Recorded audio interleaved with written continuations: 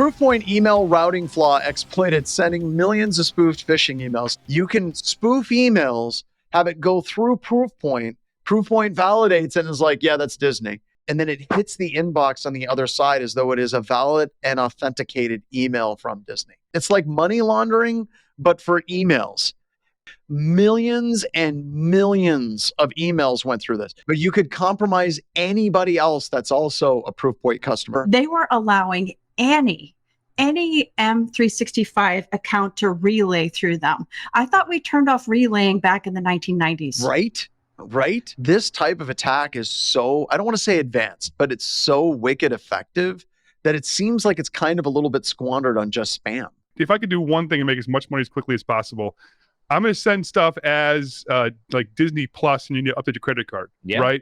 Yeah. And just start hammering those things. Not sophisticated, hit people at scale. Forget the spear phishing is cool, but definitely a different level of sophistication. Like something like that would just be nasty. If you're saying, well, what am I going to do about this? I'm a Proofpoint customer. How can I prevent this from happening? Maybe it's time to look at your own configurations. Proofpoint actually has a user's guide on how to re-examine your SPK and your DKIM configurations. Bumble Hinge allowed to pinpoint users' location within 2 meters. It's interesting because it requires no interaction from the target, which is a little spooky. Oh, yeah, right? I mean, it is spooky. There is such a thing as dating fraud and dating social engineering that targets US DoD and other like places where they're actually concerned with this, right? That combined with being able to triangulate someone's location makes, having single people in your organization a little bit of a risk. The married one looking for some side action is probably the bigger True. Easier to blackmail. Right? Like that's the bigger potential for some sort of coercion. Eavesdropping on HDMI cables.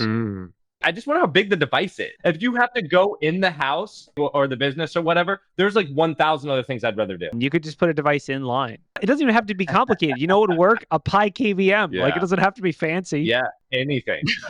You can buy something from Hack5. It's called a screen crab. It's $200. Crab.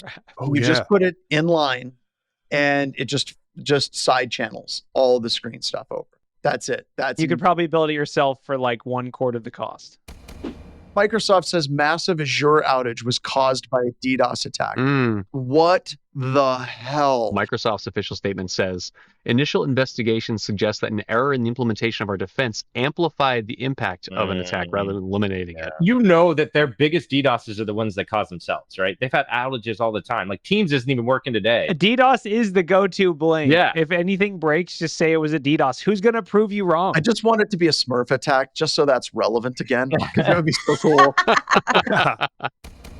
CrowdStrike is getting sued by Delta. This is turning into a weird finger-pointing thing where CrowdStrike, of course, effed up. Delta took a lot longer to recover. And CrowdStrike is saying they're not responsible for the additional outage that happened above and beyond what most companies encountered because they refused help from CrowdStrike.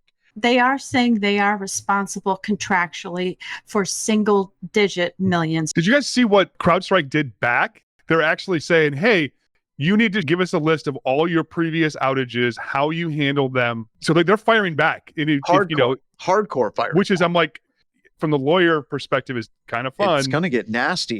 I can't wait to see it, honestly, if it gets public record. CrowdStrike is getting sued by their investors. Who else is going to enter the ring?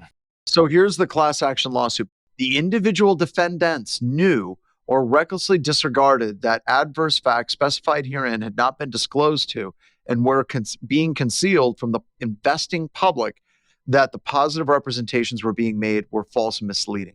What they're basically saying is CrowdStrike said that they were doing basic due diligence through the software development lifecycle process, and the investors are saying that was clearly a lie. According to the plaintiffs, the faulty Falcon update proved that contrary to CrowdStrike's assurances around diligence, its procedures, and the efficacy and the reliability of the Falcon platform, updates were inadequately tested and controlled, and the risks of outages was high.